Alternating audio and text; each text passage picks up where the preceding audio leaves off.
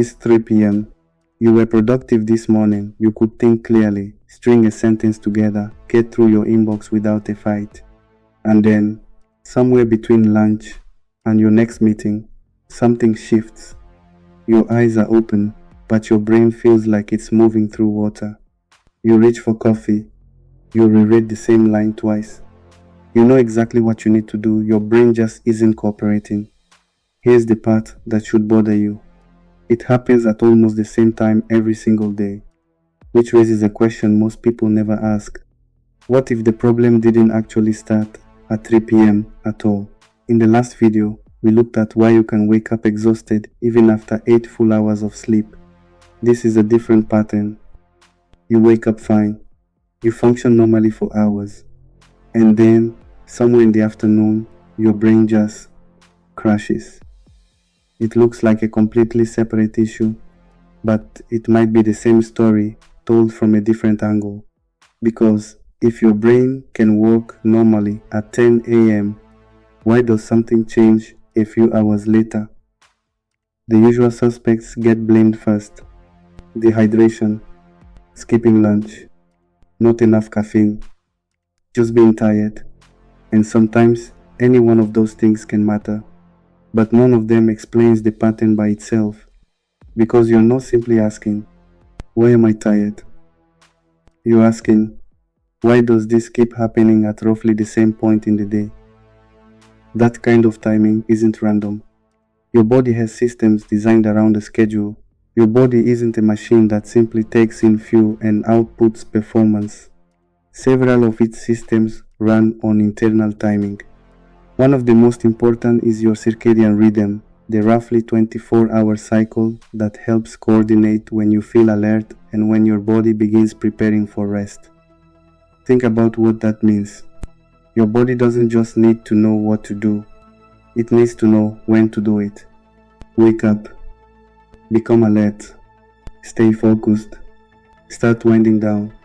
And one of the main biological signals connected to that rhythm is a hormone you've probably already blamed for something: cortisol. Forget the idea that cortisol is simply the stress hormone. That's only part of the story. Cortisol also follows a daily rhythm. It's generally higher around the time you wake up and changes throughout the day. And now, the pattern starts to make sense. Your brain fog isn't just happening during the day. It may be happening because of where your body is in its daily cycle. But that doesn't mean your cortisol is broken. Think of it as a timing problem. Picture a chain. A signal has to be sent. It has to arrive at the right time. Your body needs the resources to respond to it. And your brain has to turn all of that into actual performance.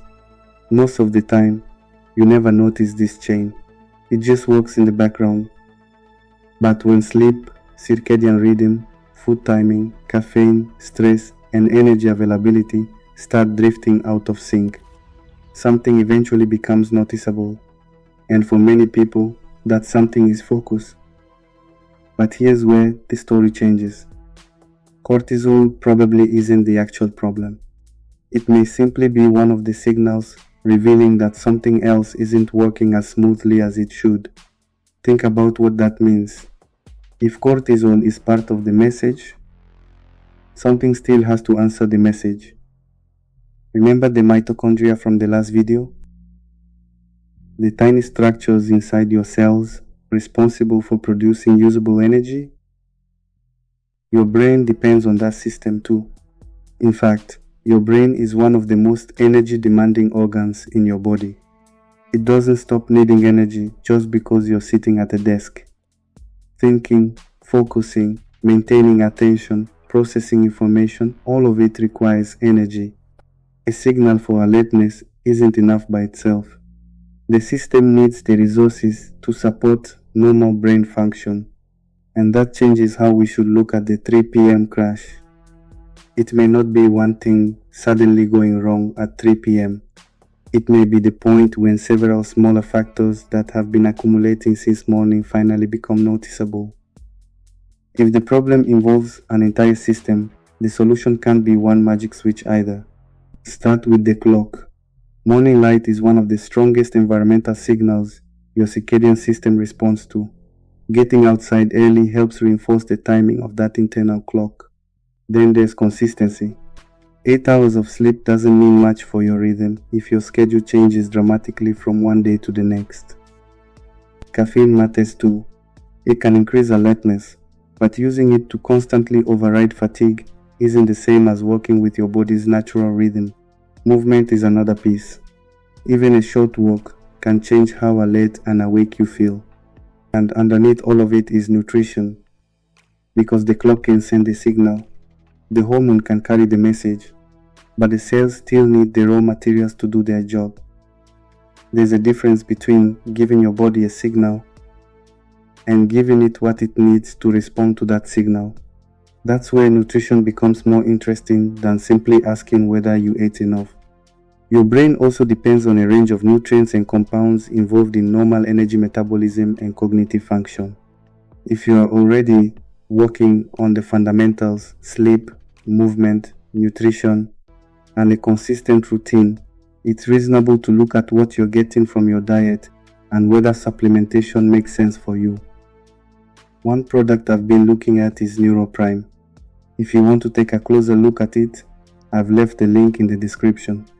I'm not presenting it as a cure for brain fog, just as one option worth researching alongside the fundamentals. The next time your brain starts slowing down at 3 p.m., don't automatically assume that your brain is failing.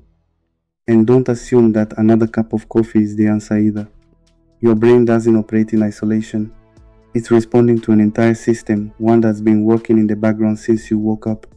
Sometimes, what feels like a sudden afternoon crash has actually been building quietly for hours. You just don't feel it until 3 p.m. That's the part most people miss. Inner theory, understanding your body, transforming your life.